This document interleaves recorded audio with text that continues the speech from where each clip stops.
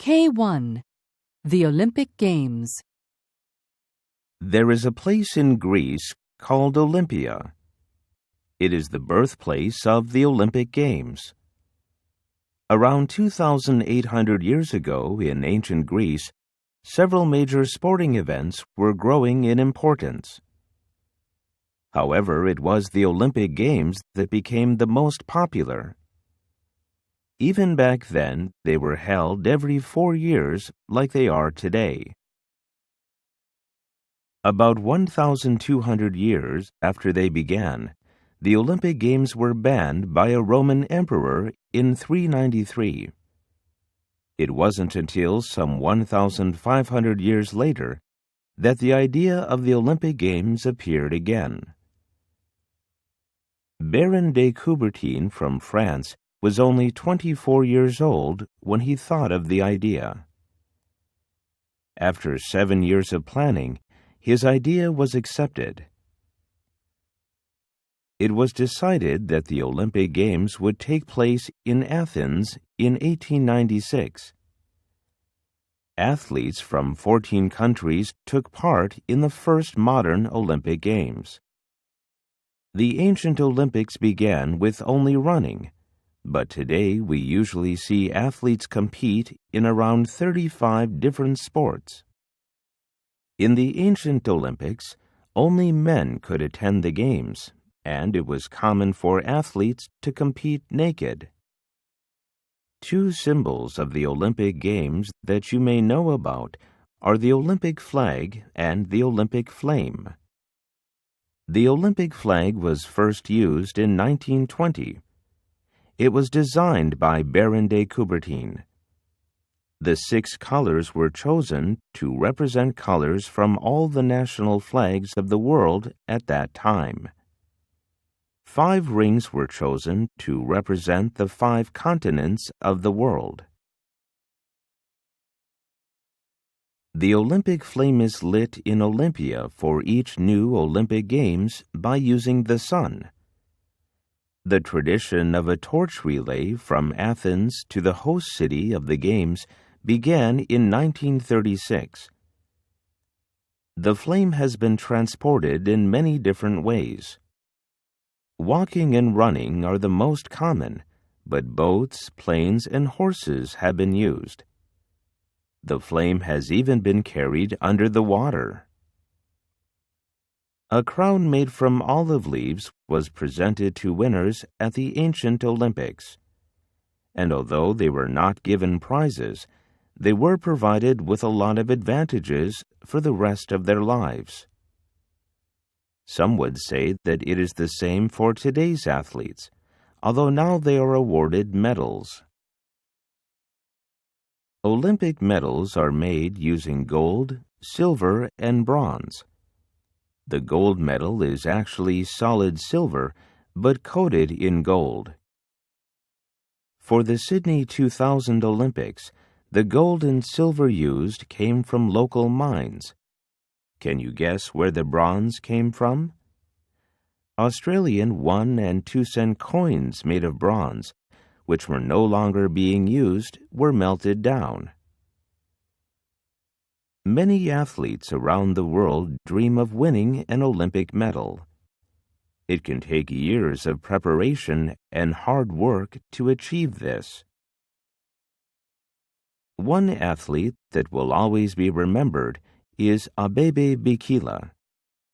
He was born in 1932 in Ethiopia, on the same day that the marathon was held at the Los Angeles Olympics. 28 years later, at the Rome Olympics in 1960, Abebe ran and won the marathon. Abebe set a new world record for the marathon while running the whole race in bare feet. Then, at the 1964 Tokyo Olympics, this time in shoes, Abebe was the first to win the marathon for a second time. Again, he set a new world record. This achievement is even more amazing because only 6 weeks earlier, Abebe had had an operation. Abebe was the first athlete from Africa to win gold. He was a huge inspiration to other athletes from Ethiopia. Due to his contributions to sports, a prestigious distance running award was named after him. Many athletes from Ethiopia and other African countries have gone on to win medals. Many athletes, including Abebe, inspire and encourage us to do our best. K11. Australia. Of the Earth's continents, Australia is the smallest. Aborigines were the first people to live in Australia.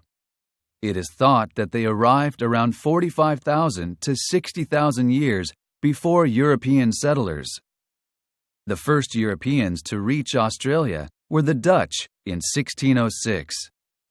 It was later claimed as a part of the British Empire by Captain James Cook in 1770. The first European settlers were actually prisoners because the British Empire used Australia as a penal colony. It was these prisoners that helped build transport systems and towns. However, as the years and centuries passed, Australia has become a nation of many cultures. People from many countries, such as Italy, China, New Zealand, and Britain, have made Australia their home. Australia's landscape and climate are varied. You can find tropical rainforests in the north, as well as mountains and native bush in many other parts. Even though Australia is surrounded by the ocean and has many beautiful beaches, more than 2/3 of its land is a desert environment. Most of the major cities and living areas are on the coast. Australia is home to many natural wonders that are World Heritage Sites. One well-known site is the Great Barrier Reef. Not only is it the largest coral reef on Earth, it is also the largest World Heritage Site. Due to its size, it has been said that the Great Barrier Reef can be seen from space. The Great Barrier Reef is a protected marine park that is home to many different species of birds, plants, animals, and fish. It is also a breeding ground for several of the world's endangered species. For example, you can still find one of these species, the green sea turtle, in this area. The islands of the Great Barrier Reef are important nesting grounds for them. Another well-known World Heritage Site is in the middle of the desert in Australia. Its name in English is Ayers Rock. Its original Aboriginal name is Uluru. It is the second largest rock in the world. Uluru is about 9.4 kilometers in circumference and sits about 340 meters above the ground. More than 80% of this giant rock is actually buried under the ground. To many people, Uluru's color is red. However, depending on the time of day and the weather conditions, it may appear to be a different color. Although climbing Uluru is legally allowed, the local Aboriginal people ask tourists not to climb it. The reason for this is that the climbing trail crosses over a place that they believe is sacred. Some Australians have interesting lifestyles. In Coober Pedy, which has a desert environment, the locals live in an interesting way. They dig their houses under the ground. Due to the difficult conditions and extreme heat, the people of Coober Pedy decided that living under the ground would be easier. They say that it helps them keep cool in summer and warm in winter.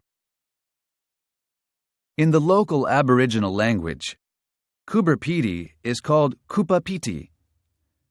There is a relationship between the Aboriginal name and the locals' lifestyle. It means White Man in a Hole. Coober Pedy has become a popular place for tourists. Many people go there to see how the locals live and to experience a night in a room under the ground. Another interesting lifestyle in Australia is that of people who live in the outback. They have flying doctors. Due to the huge size of the Australian outback, doctors have to use planes to visit or transport their patients. Australia is an amazing and beautiful country. No wonder people from all over the world like to visit or make it their home. K21. Tom Brown's School Days. 1. Tom Brown was a kind and happy boy. He was also quite naughty and mischievous at times. He lived with his parents in the English countryside. Tom enjoyed playing with the other boys in his village. At first, Tom went to one boarding school, but later his father sent him to another boarding school. It was in Rugby. Tom felt proud when he saw his new school had such big sports fields. A boy called East became friends with Tom on his first day at school. East advised Tom what clothes to wear. He also warned Tom that sometimes older boys bully the younger ones. He said that the bullies come to the dormitories at night. "The bullies like to toss you in the air using a blanket. It won't really hurt unless you fall on the floor," East said. The school's biggest bully was a boy called Flashman. That night, Flashman and some of his friends came to the dormitory. The bullies pulled a small boy from his bed. "Please don't toss me, Flashman," one small boy cried. "I will be your servant and do errands for you.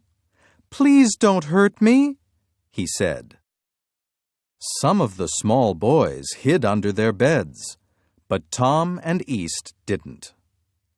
East was then tossed in the blanket. He was thrown high up in the air, and he landed in the blanket. Tom was tossed next. Tom was about to cry out when he hit the ceiling. He was glad when the tossing finished.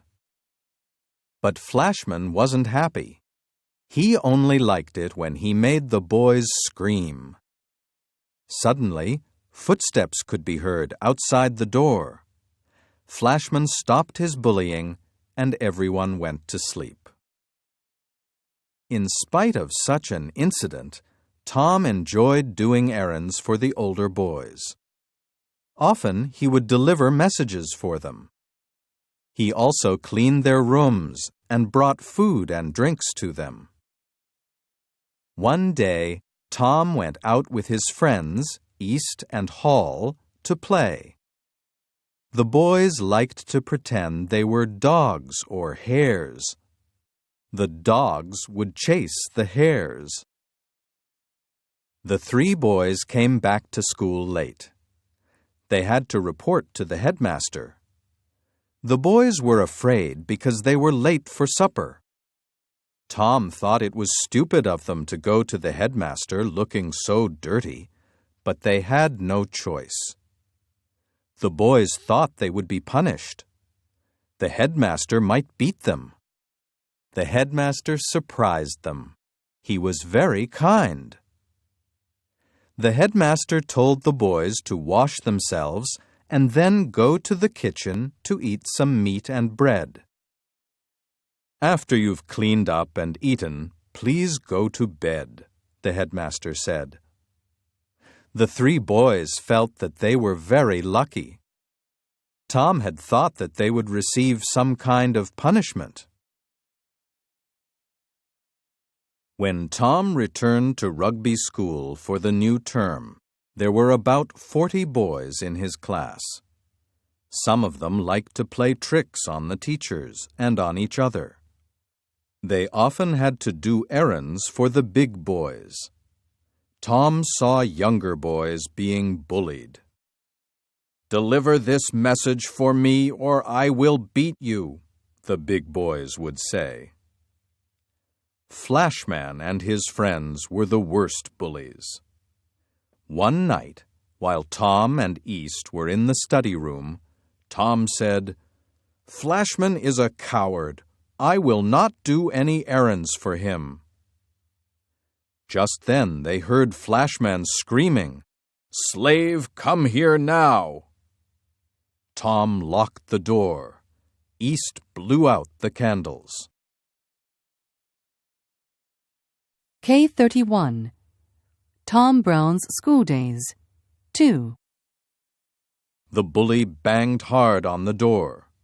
Flashman and his friends tried to kick the door in, but the door was too strong for them to break.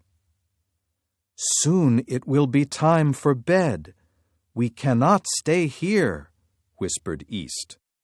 "Flashman will attack us when we go out."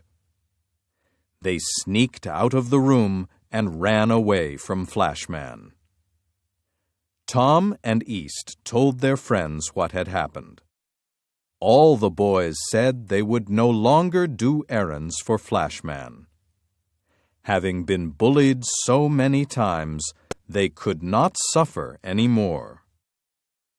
Later, Flashman ordered Tom to bring him his hat. Tom refused.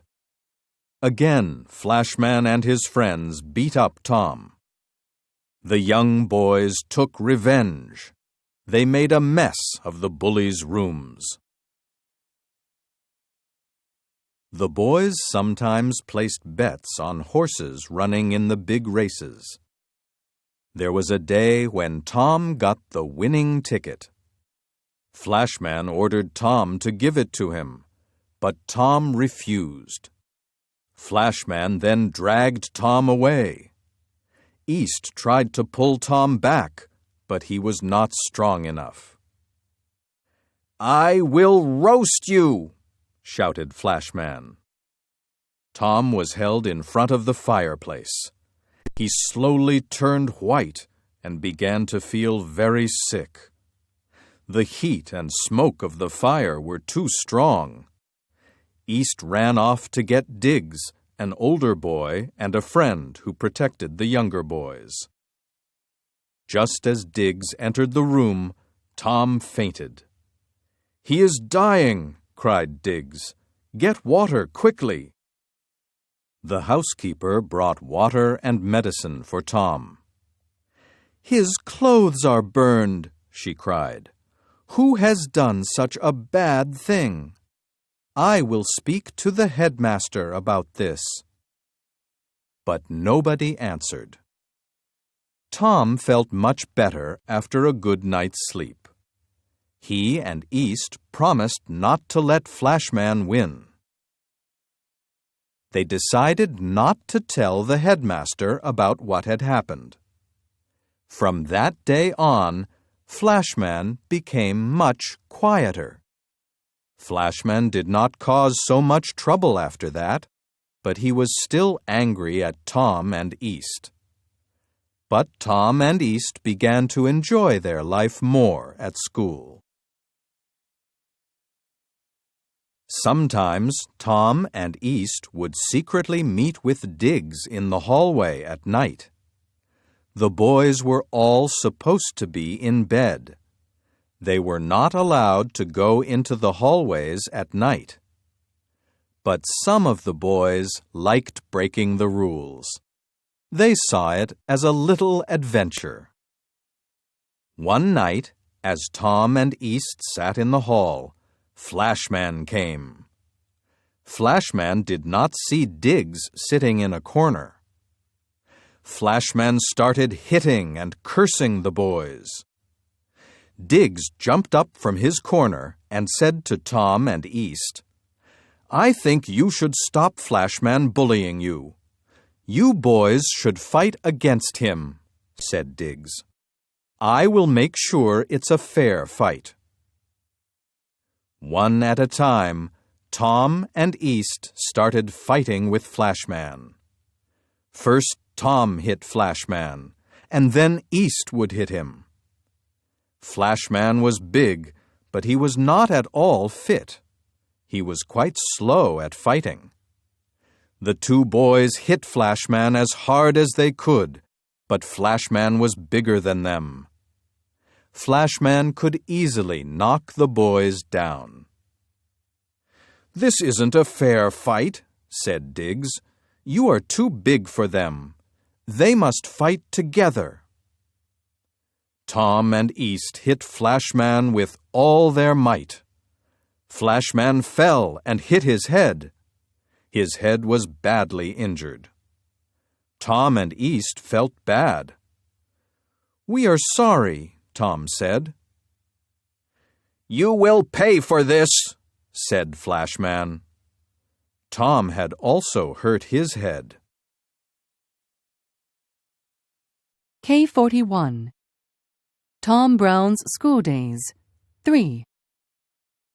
Flashman stopped bullying after that, but he spread bad rumors about Tom and East. A few months later, Flashman got drunk. It was late at night, and Flashman was outside the school. He had drunk too much and behaved badly. Some boys tried to secretly take him back into the school. One of the teachers saw the boys sneaking into the school with a big box. The teacher asked to see what was in the box. The boys opened the box, and inside it was Flashman. The headmaster had been watching Flashman for a long time. Now it was time to expel Flashman from the school. After Flashman left the school, everybody was much happier. Tom became quite lazy with his studies and sometimes behaved badly. The headmaster was worried about Tom's bad behavior, so he decided to make Tom more responsible. The headmaster secretly arranged to make George Arthur Tom's roommate. George was a sensitive and serious boy, but he suffered from poor health. The headmaster wanted Tom to take care of him. George's life was very sad. George's father had been a very good man. He was a clergyman, but had died some years before. George's mother had also been very sick, but she had cared for her husband up to the very end of his life. George was quite religious, like his father. He liked to talk about God.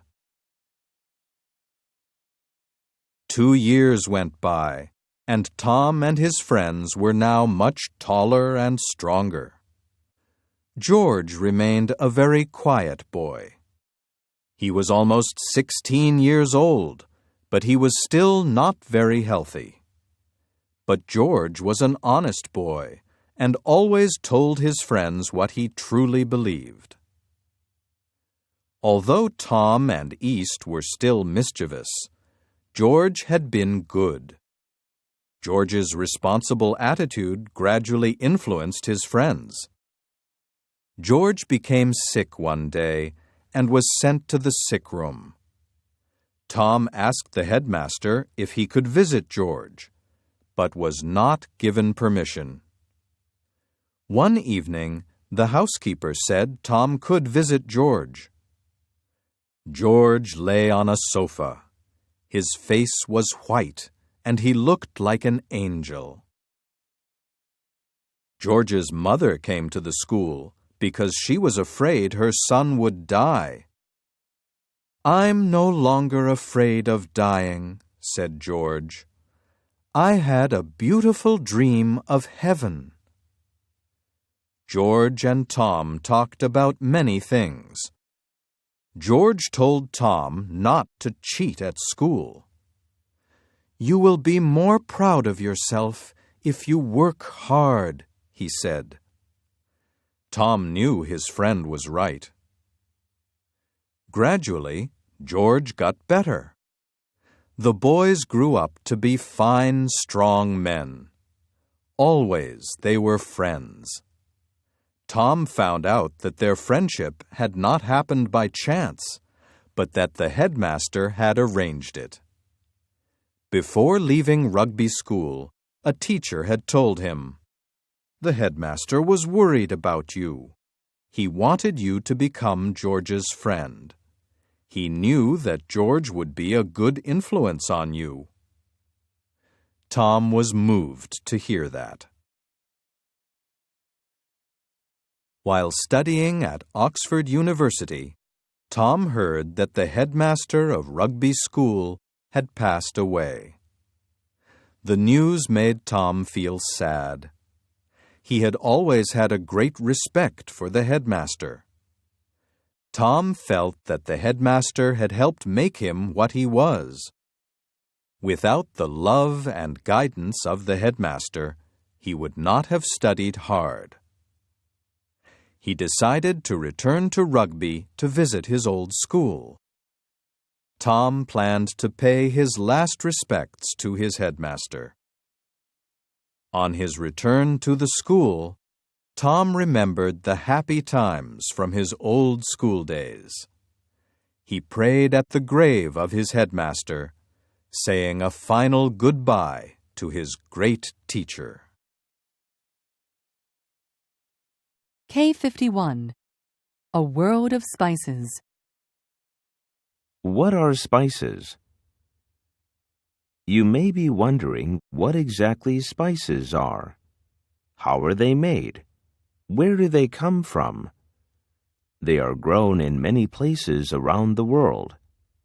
India, China, and the Spice Islands of Indonesia are the major spice-producing areas. Spices can also be found growing in parts of Africa, Mexico, and the Caribbean islands. There are many kinds of spices, some of which come from the fruit of plants, while some others come from the seeds of plants. For example, spices such as vanilla and red pepper come from the fruit of plants, while mustard comes from the seeds of a plant. You can buy some spices whole, while others are made into powder or oil. How do we use spices? Spices have been used since ancient times during worship and various other ceremonies. They were also, and still are, used in medicines. In early times, pepper and other spices were used in wines, which were drunk to improve health. Today, ginger is often used to help with travel sickness and colds. Dentists have also used clove oil to help with toothaches and other things. Some spices are used in cooking because they have a heating effect on the body, which can actually help cool the body down in hot weather. That is because various spices can make your body sweat. As the sweat on our body evaporates, we cool down. At meal times around the world, you can smell the different aromas of the spices being used. Spices are also used to create a nice aroma in homes and in skincare products. For example, there are candles, incense, lotion, and other products that use spices. It is even believed that in earlier times, the Chinese often chewed cloves to freshen their breath before talking to the emperor. In what ways have you seen spices being used? The battle for spices. Spices are mentioned in many different historical records. For centuries, it was the Arabs that had control of the spice world. They would bring spices from the Spice Islands and the Orient. In order to stop merchants in Europe from joining the spice trade, they would make up stories of danger and beasts. Some historians say that it was because of the writings of Marco Polo that merchants in other countries joined the spice trade. Marco Polo wrote of seeing spices in places like China and India. Many European countries tried to reach those areas for spices, which led to the battle for power over the spice trade. Christopher Columbus actually set out to find another route to spice-growing countries. This would have allowed the Spanish to trade directly with the spice-growing countries. However, instead he came across the Caribbean islands and surrounding areas. There he was introduced to new spices such as allspice and vanilla by the local people. Pepper was one of the most powerful spices in history. It was so valuable in Europe that some people used it as money to pay their taxes. It is said that the guards working on the docks in England had their pockets sewn up. Peppercorns were counted one by one because the merchants didn't want any to be stolen. Modern times. It is very easy for us to buy and use spices today. They are part of everyday life. You may not realize it, but the things you eat, drink, and smell often have the aroma or taste of spices. What spices are in the kitchen of your home? The next time you eat something, see if you can work out what spices have been used. Case 61. Endangered species. Some animals in the world are considered to be endangered or threatened. Among these animals that face possible extinction are the panda, the green sea turtle, and the tiger. Some birds, insects, and fish are endangered too. Fortunately, there are organizations that are working toward saving the future of these rare animals. The United Nations is one organization, but sometimes individuals help too. One animal considered to be endangered is the gorilla. The gorilla is usually divided into 5 groups, which all live in the rainforests and mountains of Western and Central Africa. The gorilla, which is the biggest ape, lives in a family of around 30. Each of these gorilla families has a male leader. The number of gorillas has declined because of human activities in gorilla areas. Logging companies cut down trees. This reduces the space in which gorillas can live and find food. Sometimes, the forests are cleared to make way for more towns and villages. Trees are cut down and then buildings are constructed. Another threat is hunting. Hunters sometimes go to the forests to track down gorillas and other animals. If they see a gorilla, they shoot it. Then they sell the meat of the gorilla. Even though there are laws protecting gorillas, some hunters go to the forests to kill them. War can also have a negative influence on gorillas. During times of trouble in Africa, some people have run away to hide in the national parks. There, they have cut down trees to use as firewood. Many gorillas have been killed because of these activities. There are about 50,000 gorillas left in Africa. One of the 5 groups of gorillas, the mountain gorilla, is almost extinct. Although gorillas are big and look scary, they are not so dangerous. They are gentle.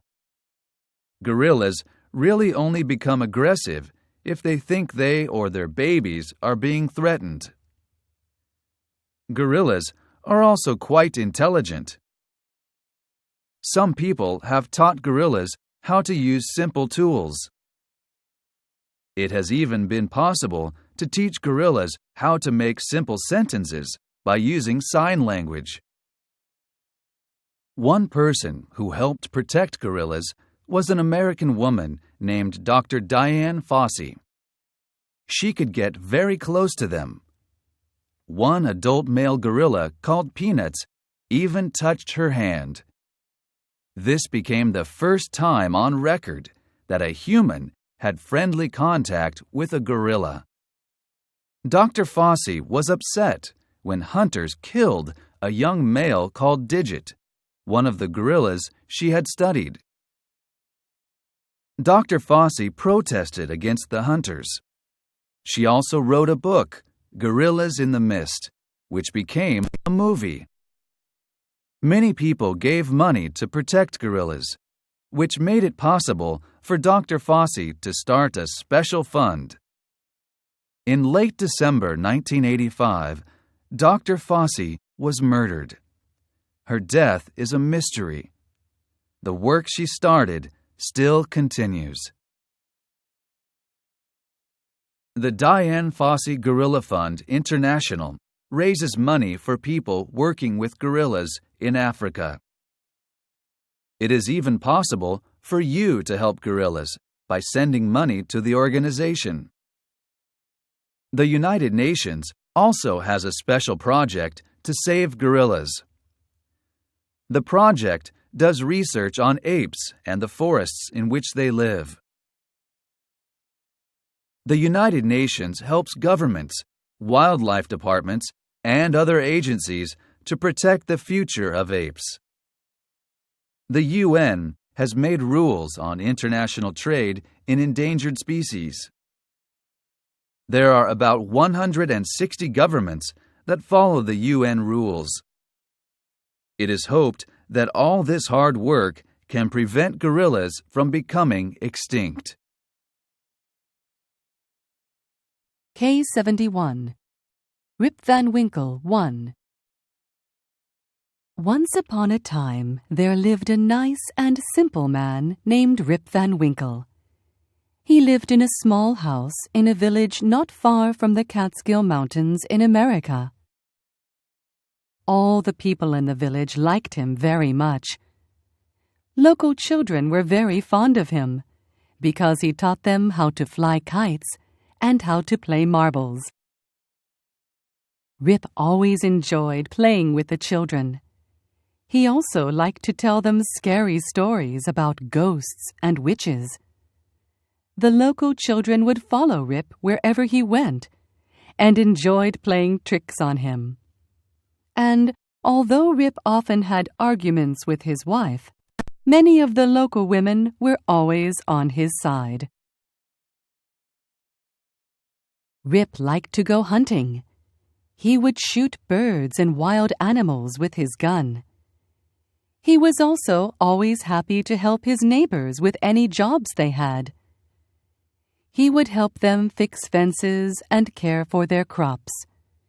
He was very good at helping other people, but he was not so good at looking after his own farm and family. He had actually given up on his own farm. Everything about the place was completely wrong. His fences always fell down, his cows would go astray, and weeds took over all of his vegetable patches. It was the worst farm in the area. His children were also ragged and wild. But despite all this, Rip was happy with his life. But his wife was not so happy about their poor life. She often shouted at Rip, calling him lazy and careless. Rip just shrugged his shoulders whenever she complained. Rip's best friend was his dog called Wolf. Mrs. Van Winkle didn't like Rip's dog either. She considered the animal lazy. Rip's married life became worse. The more uncomfortable he felt, the more time he spent at the local pub with his friends. The wise old men of the village would all gather together to gossip. The local headmaster, Mr. Derek van Bummel, would sometimes read to them from newspapers that had been left by travelers. But it was the village elder and the owner of the pub, Mr. Nicholas Vedder, who had the strong and ideas. When he heard something that pleased him, he would slowly inhale the smoke from his pipe. If he didn't like what he was being told, Mr. Vedder blew clouds of smoke into the air. One day, Rip climbed up part of the Catskill Mountain with Wolf to go shoot squirrels. By late afternoon, he was very tired. He lay down under a tree with his dogs. From here, he had a view of all the countryside spreading out below him. He could even see the waters of the Hudson River gently flowing. Evening gradually fell upon him. Rip knew he would get home late, and he was sure that his wife would not be happy. All of a sudden, he heard a voice calling out his name. But when he turned around, all he could see was a crow flying in the sky. He continued to walk on, but then he heard his name again. "Rip Van Winkle! Rip Van Winkle!" a voice called out. Rip noticed that Wolf was scared and that he was growling.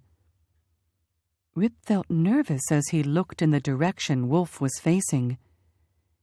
He thought he could see a person climbing over the rocks. K81. Rip Van Winkle 2. Rip thought it must be one of his neighbors, so he went to help the person. The man was carrying something that looked quite heavy. When Rip got closer, he saw a strange-looking man dressed in old-fashioned Dutch clothes. The man, who was carrying a barrel of liquor, asked Rip to help him with his heavy load. Rip gave him a hand. Rip and the man walked over the mountains in silence. Rip could not imagine why the man was bothering to carry the heavy barrel. After some time, they came into an area of the mountains where some strange-looking people were playing a game similar to bowling. They also wore old-fashioned clothes. The men all had beards, and some wore hats. Rip thought that they all looked serious. When he and his companion approached them, the men stopped playing their game. Rip was ordered to serve liquor to them. He was trembling, but the men just stared at him and drank the liquor. Once he relaxed, Rip also enjoyed drinking the liquor. It was good, so he drank lots more. He fell asleep.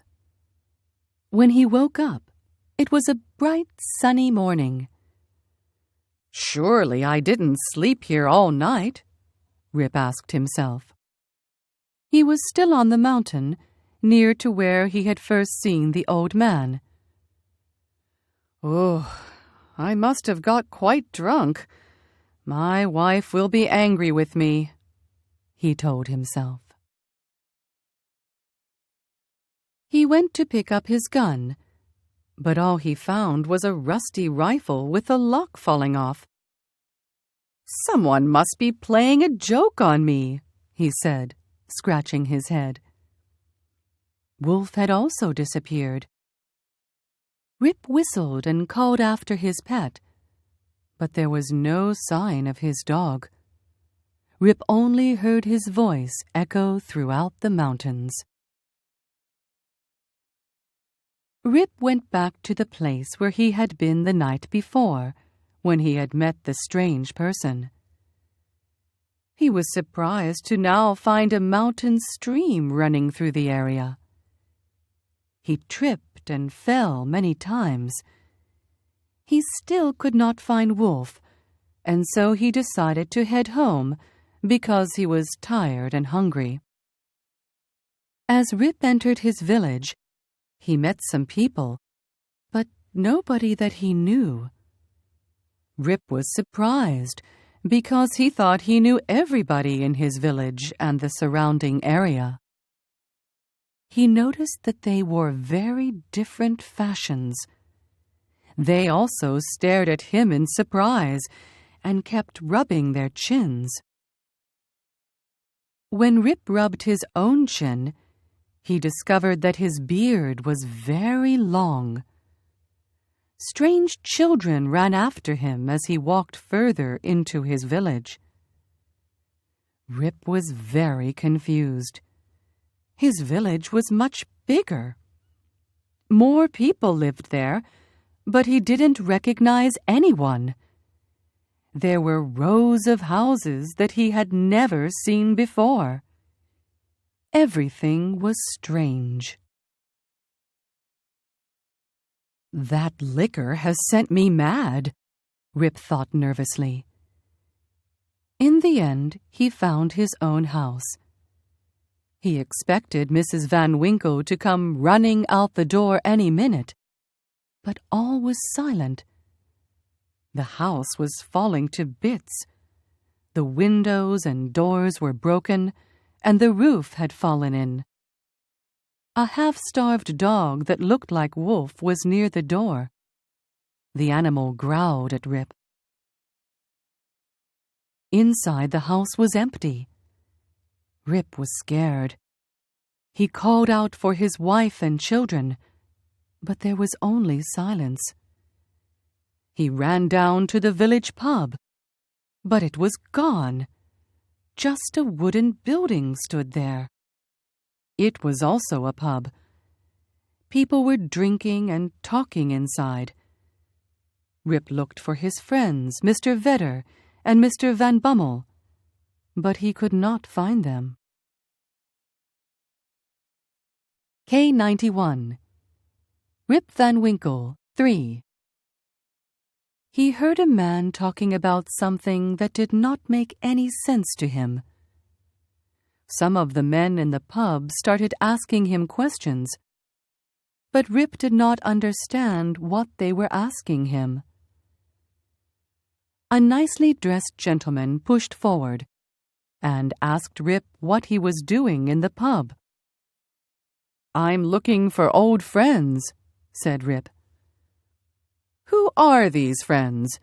Name them," demanded the man. "Nicholas Vedder is one of them," replied Rip. There was silence, and then an old man called out, "Mr. Vedder's been dead for 18 years. "Well, where's Brom Dutcher?" asked Rip. "Oh, he was killed in the war. He never came back," said someone else in the pub. "What about Van Bummel, the headmaster?" said Rip. "He went off to the war too, became a great general, and is now a politician," explained somebody else. Rip was very sad. His home and his friends were all gone. He found himself all alone in the world and was confused. In despair, he then called out, "Does anyone here know Rip Van Winkle?" "Rip Van Winkle's over there by the tree," exclaimed a couple of people. Rip turned to see a man who looked identical to the man he had once been, leaning against a tree. "I feel ill. Rip moaned to himself. "I don't understand what is happening. Who am I?" The people in the pub also started to look concerned. They also thought the old man was crazy. "We should take the gun off him before he does anything stupid," whispered one man to another. At that moment, a pretty woman pushed forward. She held a chubby child in her arms. The child began to cry. "Shh! Be quiet, Rip," she said to the little boy. "The old man won't hurt you." The name of the child, the woman's face, and her voice reminded Rip of something. "What is your name?" Rip asked her. "It's Judith Gardenier," she replied. "And your father's name?" he asked. "Oh, my poor father. Rip Van Winkle was his name." "It's 20 years since my father left home with his gun," the woman told him. "He never returned. Only his dog came home. We don't know what happened to him, whether he was carried away by some other people or he shot himself. I was just a little girl at that time." Rip had one more thing to ask. "Where's your mother?" The woman looked at him and said, "I'm afraid she died not so long ago." Rip could not control himself any longer. He hugged the woman and her child. "I am your father," he cried. "I am Rip Van Winkle." He turned to the crowd of people staring at him. "I was once young Rip Van Winkle, but now I am old Rip Van Winkle. Does anyone know poor Rip Van Winkle?" Everyone was amazed. An old woman went over to Rip to look closely at his face. "He is speaking the truth. It is Rip!" she cried. "Where have you been for 20 years?" Soon everybody knew Rip's story. For him, his one night on the mountain had really been 20 years. One old man said that he had heard that the mountain was haunted by strange beings. The man Rip had seen leaning against the tree was actually his son. Rip went home with his daughter. They all lived a long and happy life. K101. The Story of Dr. Dolittle, 1. Puddleby.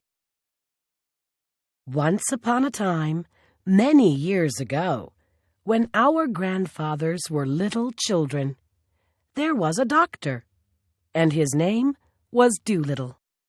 John Dolittle, M.D. M.D. means that he was a proper doctor and knew a whole lot.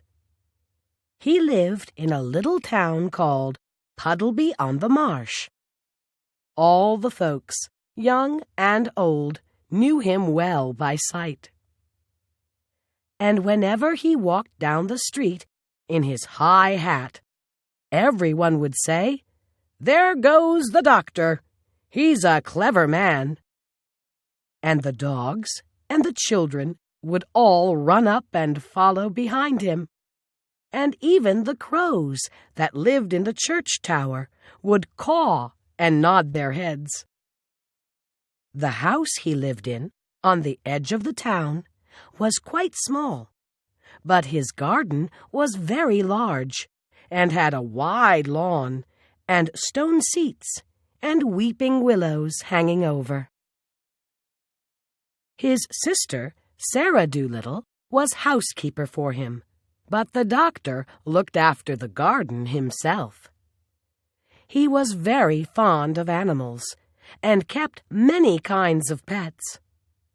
Besides the goldfish in the pond at the bottom of his garden, he had rabbits in the pantry, white mice in his piano, a squirrel in the linen closet, and a hedgehog in the cellar.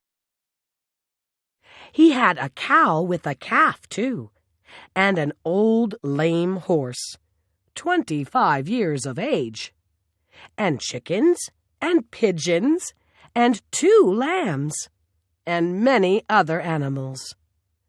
But his favorite pets were Dab-Dab the duck, Jip the dog, Gub-Gub the baby pig, Polynesia the parrot, and the owl, Too-Too. His sister used to grumble about all these animals and said they made the house untidy. And one day, when an old lady with rheumatism came to see the doctor, she sat on the hedgehog, who was sleeping on the sofa, and never came to see him any more, but drove every Saturday all the way to Oxenthorpe, another town 10 miles off, to see a different doctor. Then his sister, Sarah Doolittle, came to him and said, "John, how can you expect patients to come and see you when you keep all these animals in the house? It's a fine doctor would have his parlor full of hedgehogs and mice. That's the 4th person these animals have driven away. Squire Jenkins and the parson say they wouldn't come near your house again, no matter how ill they are. We are getting poorer every day. If you go on like this, none of the best people will have you for a doctor." "But I like the animals better than the best people," said the doctor. "You are ridiculous," said his sister, and walked out of the room. So, as time went on, the doctor got more and more animals, and the people who came to see him got less and less. Till at last he had no one left except the cat's meat man, who didn't mind any kind of animals. But the cat's meat man wasn't very rich, and he only got sick once a year, at Christmas time, when he used to give the doctor 6pence for a bottle of medicine. 6pence a year wasn't enough to live on, even in those days long ago. And if the doctor hadn't had some money saved up in his money box, no one knows what would have happened. And he kept on getting still more pets. And of course, it cost a lot to feed them. And the money he had saved up grew littler and littler. Then he sold his piano and let the mice live in a bureau drawer. But the money he got for that, too, began to go. So he sold the brown suit he wore on Sundays and went on becoming poorer and poorer. And now, when he walked down the street in his high hat, people would say to one another, "There goes John Doolittle, M.D. There was a time when he was the best-known doctor in the West Country. Look at him now. He doesn't have any money, and his stockings are full of holes."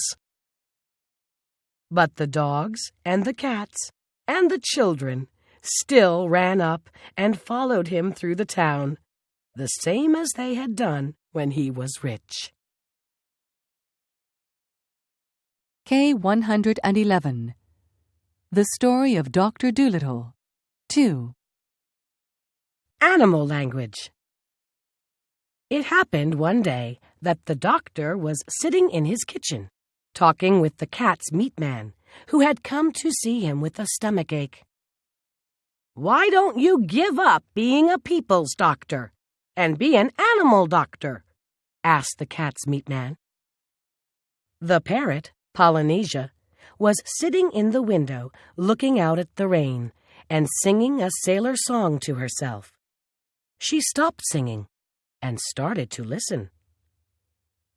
When the cat's meat man had gone, the parrot flew off the window onto the doctor's table and said, "That man's got sense. That's what you ought to do. Be an animal doctor. Give the silly people up if they don't have brains enough to see you're the best doctor in the world. Take care of animals instead. They'll soon find it out. Be an animal doctor."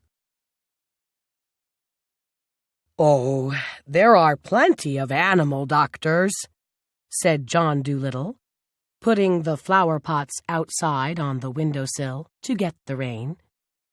"Yes, there are plenty," said Polynesia, "but none of them are any good at all. Now listen, Doctor, and I'll tell you something. Did you know that animals can talk?" "I knew that parrots can talk," said the doctor. "Oh, we parrots can talk in 2 languages, people's language and bird language," said Polynesia proudly. "If I say, 'Polly wants a biscuit,' you understand me. But hear this, 'Kaka-oi-fi-fi.'" "Good gracious!" cried the doctor. "What does that mean?" "That means, 'Is the porridge hot yet?' in bird language." "My, you don't say so," said the doctor. "You never talked that way to me before." "Tell me some more," said the doctor, all excited. And he rushed over to the dresser drawer and came back with a butcher's book and a pencil. "Now don't go too fast, and I'll write it down. This is interesting, very interesting, something quite new. Give me the birds ABC first, slowly now." So that was the way the doctor came to know that animals had a language of their own and could talk to one another. And all that afternoon, while it was raining, Polynesia sat on the kitchen table, giving him bird words to put down in the book. At tea time, when the dog Jip came in, the parrot said to the doctor, "See, he's talking to you." "Looks to me as though he were scratching his ear," said the doctor. "But animals don't always speak with their mouths," said the parrot in a high voice, raising her eyebrows. "They talk with their ears, with their feet, with their tails, with everything. Sometimes they don't want to make a noise. Do you see now the way he's twitching up one side of his nose?" "What's that mean?" asked the doctor. "That means, can't you see that it has stopped raining?" Polynesia answered. "He is asking you a question. Dogs nearly always use their noses for asking questions." After a while, with the parrot's help, the doctor got to learn the language of the animals so well that he could talk to them himself and understand everything they said. Then he gave up being a people's doctor altogether. As soon as the cat's meat man had told everyone that John Dolittle was going to become an animal doctor, old ladies began to bring him their pet pugs and poodles who had eaten too much cake. And farmers came many miles to show him sick cows and sheep.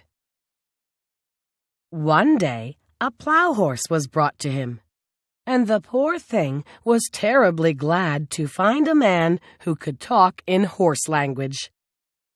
Then John Dolittle got a fine, big pair of green spectacles, and the plow horse stopped going blind in one eye and could see as well as ever. And soon it became a common sight to see farm animals wearing glasses in the country round Puddleby, and a blind horse was a thing unknown. And so it was with all the other animals that were brought to him. As soon as they found that he could talk their language, they told him where the pain was and how they felt. And of course, it was easy for him to cure them. K121. Heidi 1. On a mountain in the Swiss Alps, a girl named Heidi was living with her grandfather. Her parents had died when she was young. Her grandfather was thought of as a hermit by the people in the village, which was at the foot of the mountain. They were scared of him. Heidi's best friend was Peter, a young goat herder. Heidi liked to go with Peter and the goats up the mountain. When they reached the spot where Peter usually stopped for the day, Heidi would look out over the valley. She would look at the snowfields and the flowers swaying in the wind. Heidi would spend her days talking with Peter and playing with the goats. Heidi had learned all kinds of useful things from her grandfather, especially how to look after the goats. One spring day, there was a visitor. Aunt Dete, who used to look after Heidi, wanted to take her to Frankfurt. A very rich family wanted a companion for their invalid daughter. Heidi's grandfather did not like the idea and told Dete to leave his hut. He was angry and stormed out of the hut. Dete quickly grabbed Heidi's hand, but Heidi said she wasn't going. Dete convinced her by saying she could come home if she didn't like it, and so they left. From that day forward, Heidi's grandfather looked fiercer than ever when he went into the village. Meanwhile, in Frankfurt, a little girl called Clara was lying on her invalid chair. She spent all day on that chair because she could not walk. Her mother had died some years before, and her father often worked away. It was the lady housekeeper, Ms. Rottenmeier's job to run the house and look after the little girl. Finally, Dete and Heidi arrived. At dinner, Ms. Rottenmeier began listing many rules of the house. While the lady was talking, Heidi fell asleep in her chair. Clara was very amused. When Heidi opened her eyes the next morning, she could not think where she was. She was sitting up in a high white bed. Heidi dressed herself and tried to look outside. She could see nothing but walls and windows.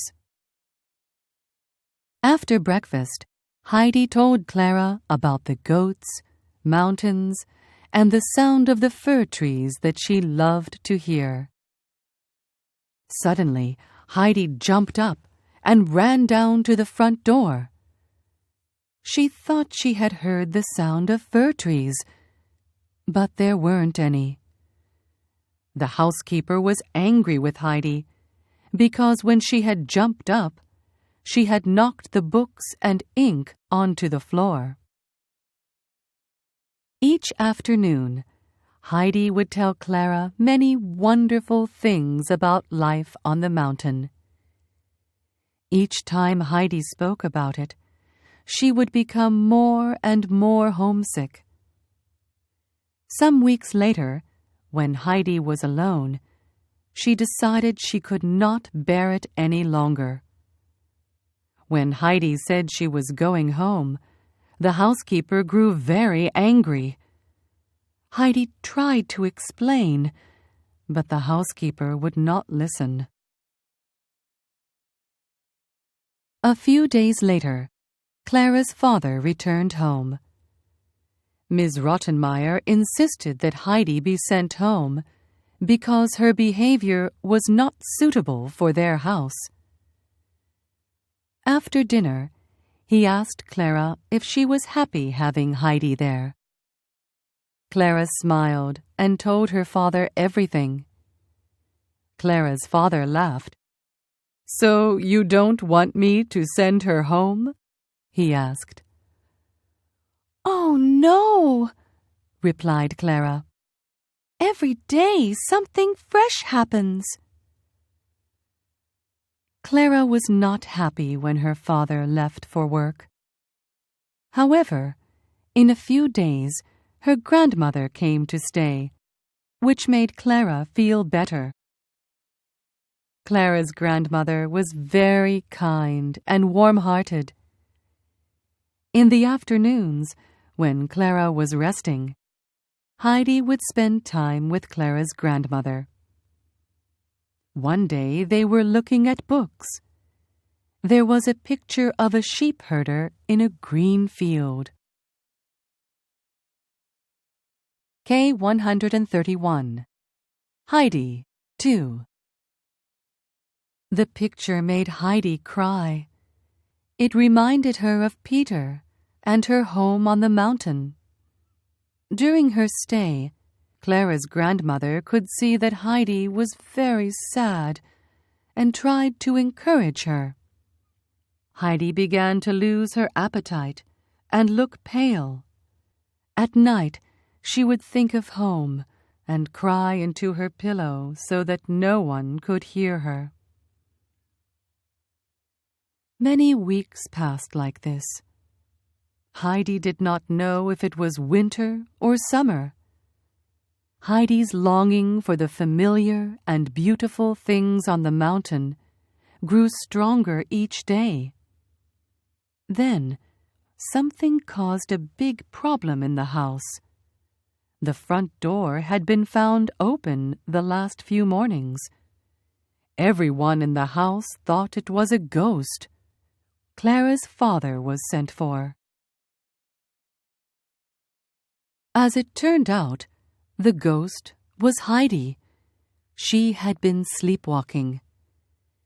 Each night, while dreaming of opening her grandfather's door, she had actually walked to the front door and opened it. But Heidi did not remember doing this. The doctor's advice to Clara's father was that Heidi should be sent home at once. Everyone in the house was told to prepare for Heidi's trip home. Clara was very upset, so her father promised she could go and visit Heidi. Clara gave Heidi many presents. This made Heidi so happy that she didn't have time to be sad before she left. With each day of the trip, Heidi grew more excited. At last, she saw the hut. Heidi rushed up to her grandfather and flung her arms around his neck. Her grandfather was very surprised. For the first time in many years, the old man cried. Then he put Heidi on his knee and started to ask many questions. Heidi explained how Clara's family had been kind, but that every day she had grown sadder. Heidi gave her grandfather a letter from Clara's father. They went inside, and Heidi had some goat's milk and cheese. While drinking, she heard a loud whistle. Heidi jumped up excitedly. It was Peter and the goats. Peter stood staring at her in shock. Was she really back? Heidi ran among the goats and said hello to each one. That night, Heidi was so happy and content, she fell asleep without trouble.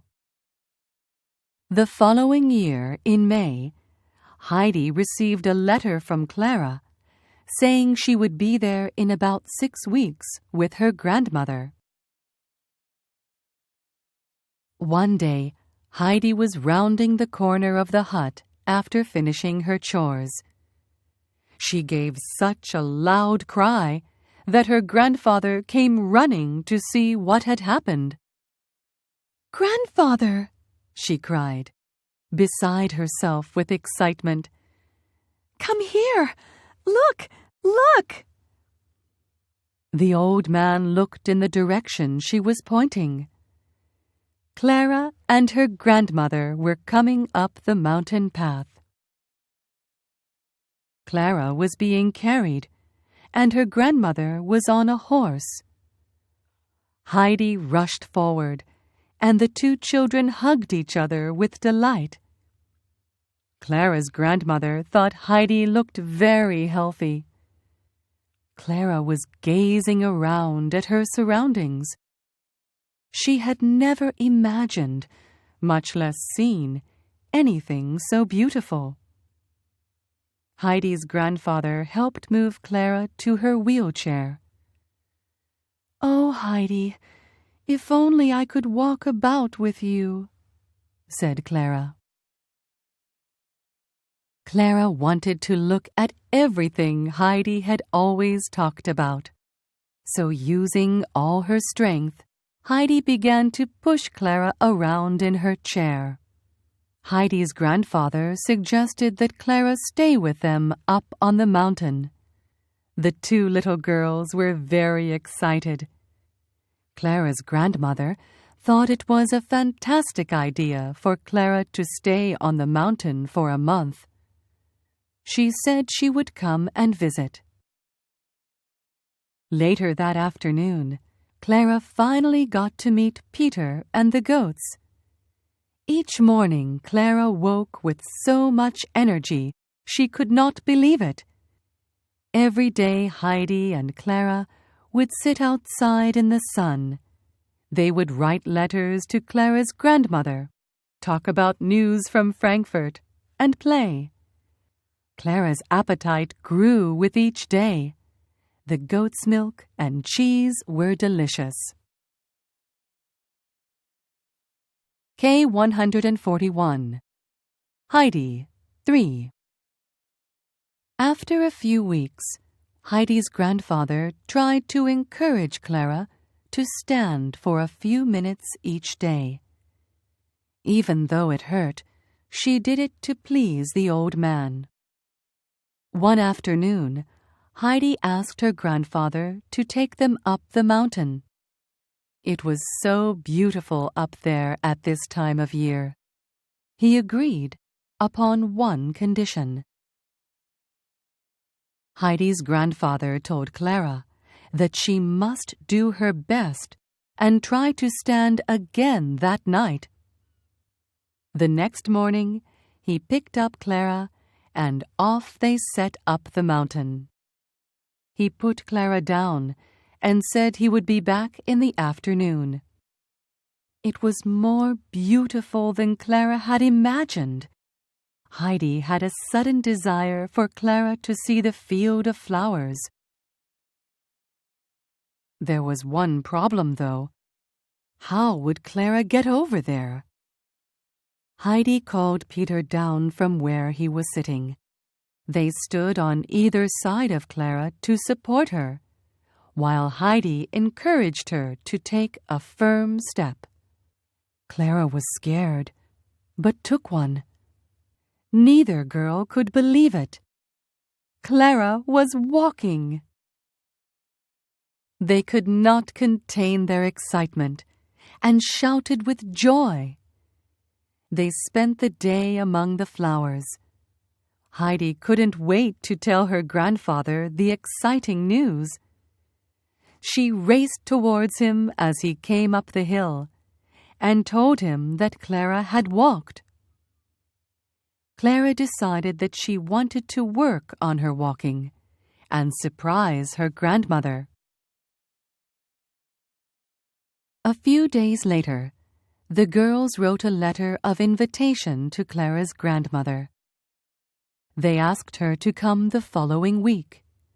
Then every day, with great attention, Clara practiced walking. Every day she found it easier and was able to go a longer distance. And so another week went by. Finally, the day arrived for her grandmother's visit. Clara had become so healthy-looking that her grandmother almost didn't recognize her. She was also a bit confused when she saw Clara was not in her chair. Then the girls gave their surprise. They both stood up from the bench, and while Clara leaned on Heidi's shoulder for support, they walked towards her grandmother. Laughing and crying, Clara's grandmother ran to them. Clara's grandmother wanted to send a telegram to Clara's father in Paris as soon as possible. Little did they know, but Clara's father was already on his way. He had set out from Paris the day before. As he walked up the hill, he wondered if he was going in the right direction. Soon he saw Peter's hut, the one that Heidi had talked about. He was confident that he would soon see Heidi's grandfather's hut. As he approached the hut, two figures came towards him. A tall girl with fair hair and pink cheeks was leaning on Heidi. Clara's father suddenly stopped. As he was staring at the two children, tears filled his eyes. He could not believe that the beautiful, healthy-looking child was his daughter, and she was walking.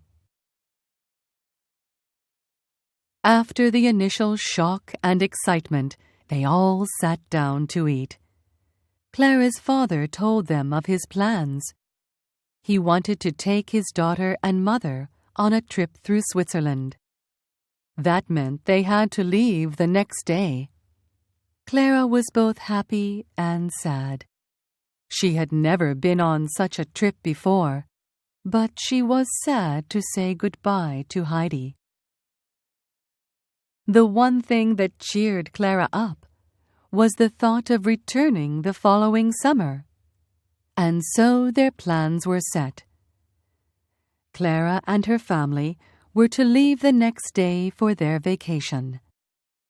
Heidi would live in the village during winter and on the mountain in summer. And each year her friends from Frankfurt would come to visit.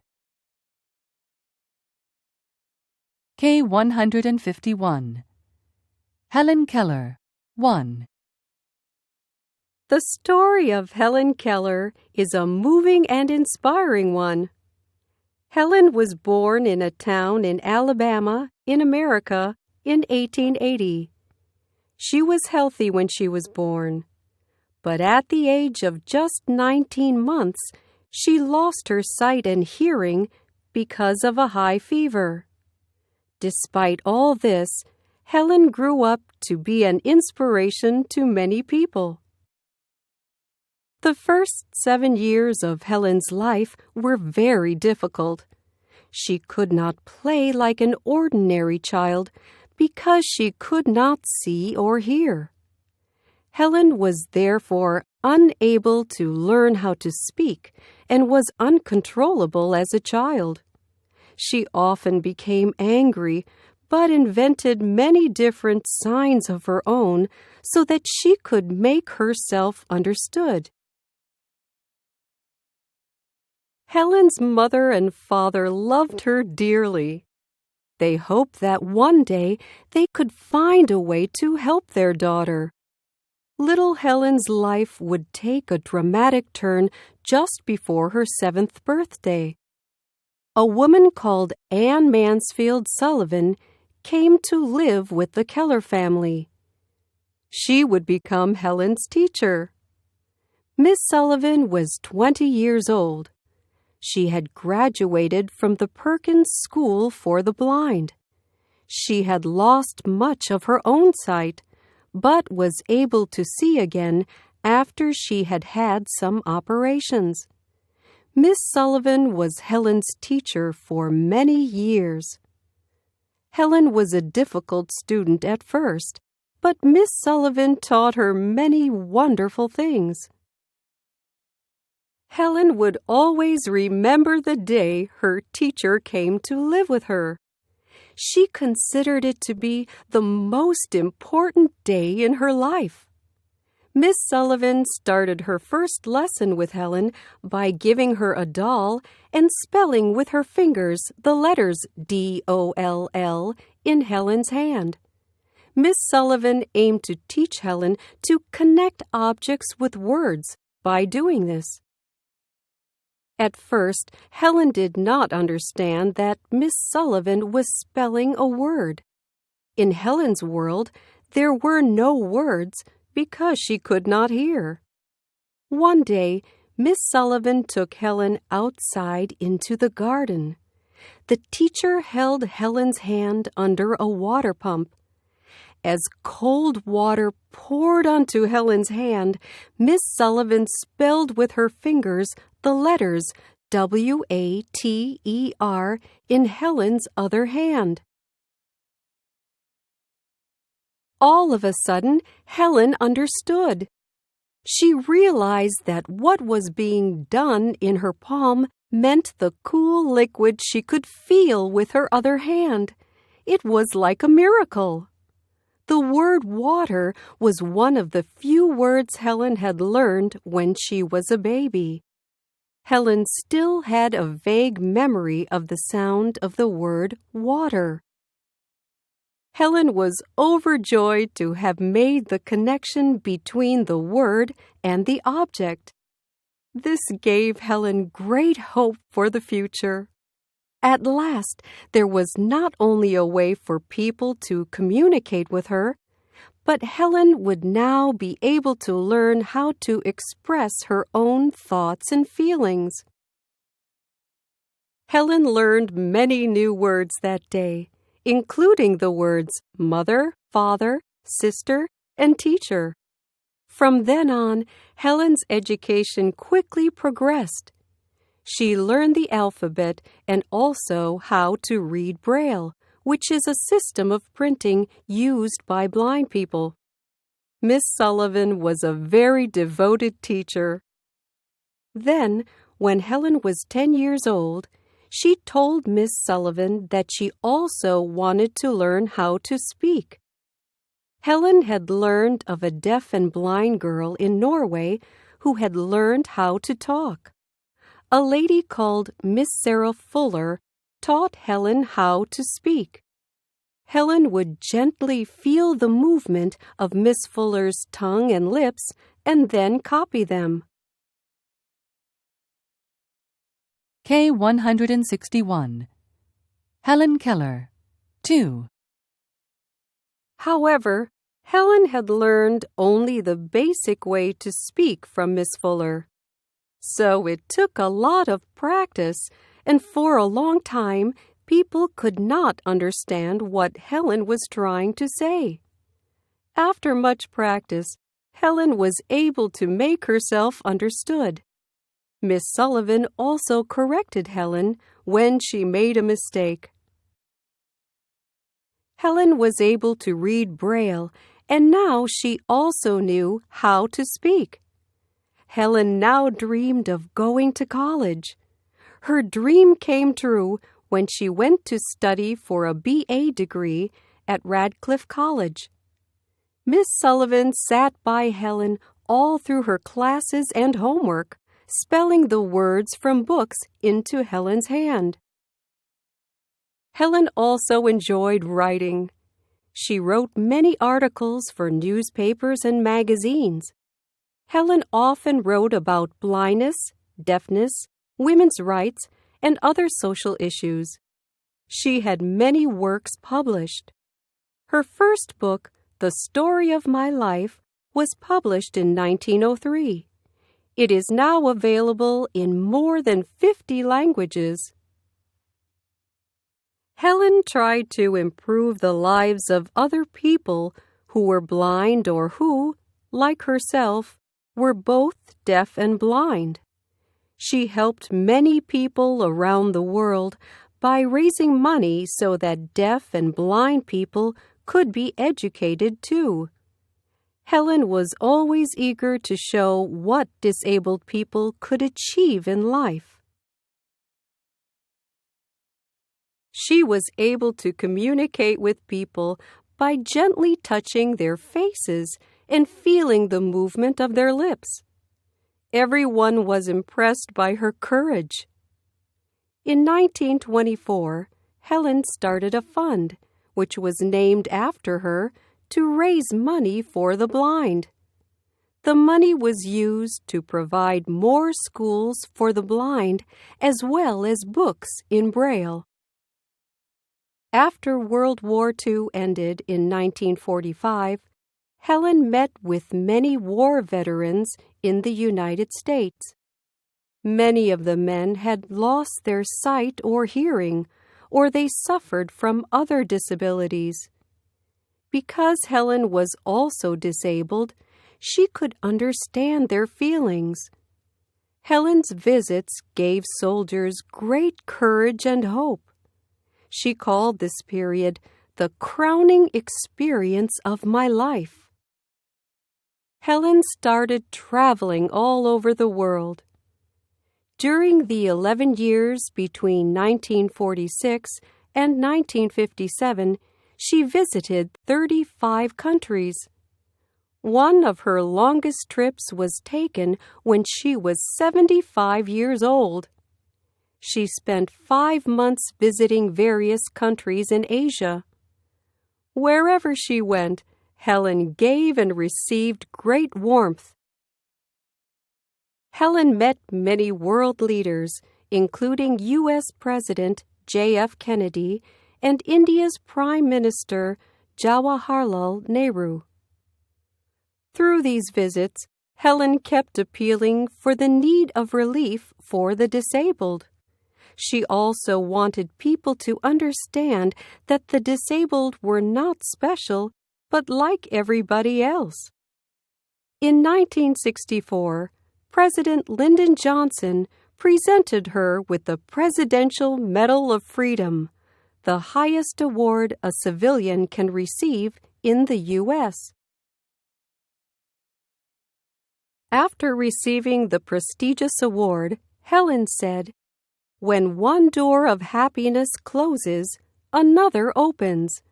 But often we look so long at the closed door that we do not see the one which has been opened for us." A year after being presented with the medal, Helen was elected to the Women's Hall of Fame at the New York World's Fair. Helen passed away just before her 88th birthday. Senator Lister Hill of Alabama summed up what people felt about Helen. "She will live on, one of the few, the immortal names, not born to die. Her spirit will endure as long as man can read and stories can be told of the woman who showed the world there are no boundaries to courage and faith." K-171. The Witches. 1. My grandmother. I myself had 2 separate encounters with witches before I was 8 years old. From the first, I escaped unharmed. But on the second occasion, I was not so lucky. Things happened to me that will probably make you scream when you read about them. That can't be helped. The truth must be told. The fact that I am still here and able to speak to you, however peculiar I may look, is due entirely to my wonderful grandmother. My grandmother was Norwegian. The Norwegians know all about witches, for Norway, with its black forests and icy mountains, is where the first witches came from. My father and my mother were also Norwegian, but because my father had a business in England, I had been born there and had lived there and had started going to an English school. Twice a year, at Christmas and in the summer, we went back to Norway to visit my grandmother. This old lady, as far as I could gather, was just about the only surviving relative we had on either side of our family. She was my mother's mother, and I absolutely adored her. When she and I were together, we spoke in either Norwegian or in English. It didn't matter which. We were equally fluent in both languages, and I have to admit that I felt closer to her than to my mother. Soon after my 7th birthday, my parents took me as usual to spend Christmas with my grandmother in Norway. And it was over there, while my father and mother and I were driving in icy weather just north of Oslo, that our car skidded off the road and went tumbling down into a rocky ravine. My parents were killed. I was firmly strapped into the back seat and received only a cut on the forehead. I won't go into the horrors of that terrible afternoon. I still get the shivers when I think about it. I finished up, of course, back in my grandmother's house, with her arms around me tight, and both of us crying the whole night long. "What are we going to do now?" I asked her through the tears. "You will stay here with me," she said, "and I will look after you." "Aren't I going back to England?" "No," she said. "I could never do that. Heaven shall take my soul, but Norway shall keep my bones." The very next day, in order that we might both try to forget our great sadness, my grandmother started telling me stories. She was a wonderful storyteller, and I was enthralled by everything she told me.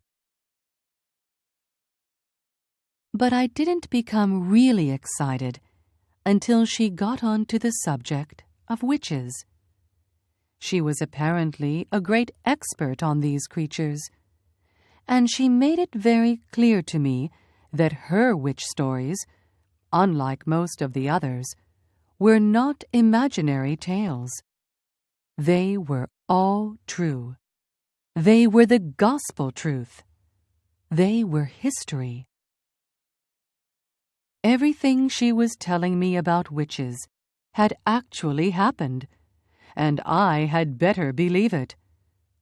What was worse, what was far, far worse, was that witches were still with us. They were all around us, and I had better believe that too. "Are you really being truthful, Grandmama? Really and truly truthful?"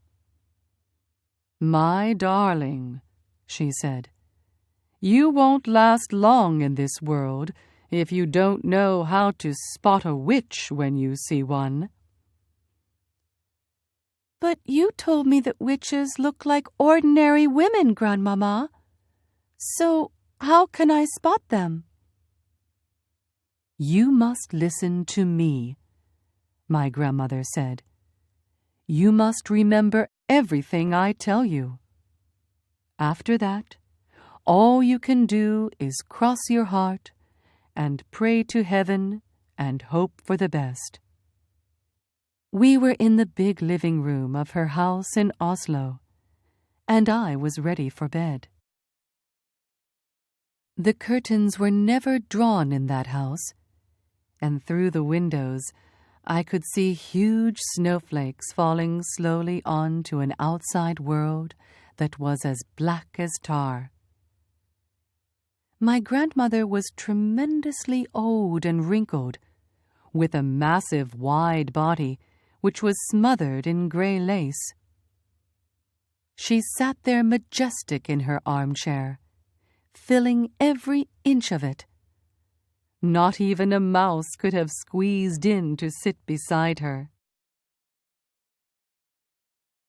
K-181. The Witches, 2. I myself, just 7 years old, was crouched on the floor at her feet, wearing pajamas, dressing gown, and slippers. "You swear you aren't pulling my leg?" I kept saying to her. "You swear you aren't just pretending?" "Listen," she said. "I have known no less than 5 children who have simply vanished off the face of this earth, never to be seen again. The witches took them." "I still think you're just trying to frighten me," I said.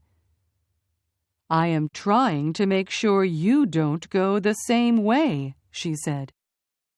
"I love you, and I want you to stay with me."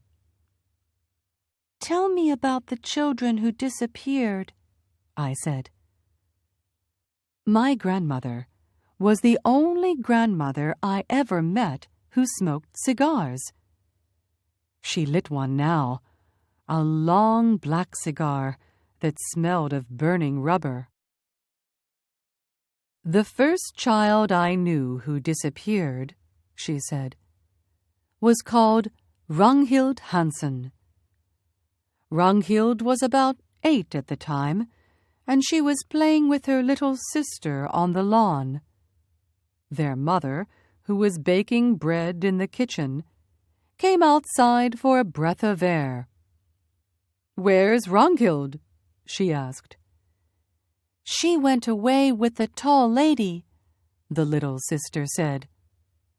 "What tall lady?" the mother said. "The tall lady in white gloves," the little sister said. "She took Ragnhild by the hand and led her away." No one, my grandmother said, ever saw Ragnhild again. "Didn't they search for her?" I asked. "They searched for miles around. Everyone in the town helped, but they never found her." "What happened to the other 4 children?" I asked. "They vanished just as Ragnhild did."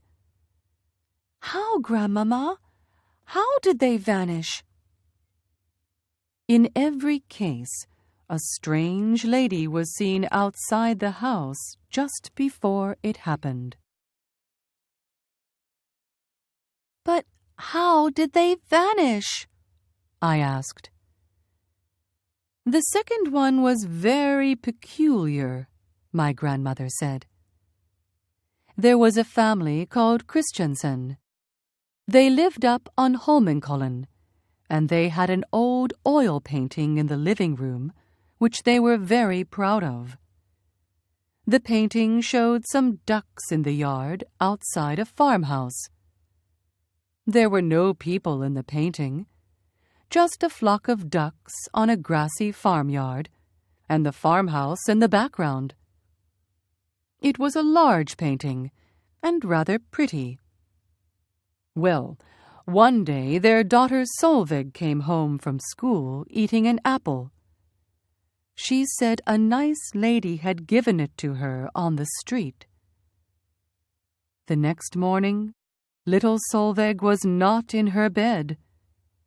The parents searched everywhere, but they couldn't find her. Then, all of a sudden, her father shouted, "There she is! That's Solveig! feeding the ducks." He was pointing at the oil painting, and sure enough, Solveig was in it. She was standing in the farmyard in the act of throwing bread to the ducks out of a basket. The father rushed up to the painting and touched her. But that didn't help. She was simply a part of the painting, just a picture painted on the canvas. "Did you ever see that painting, Grandmama, with a little girl in it?" "Many times," my grandmother said. And the peculiar thing was that little Solveig kept changing her position in the picture. One day she would actually be inside the farmhouse, and you could see her face looking out of the window.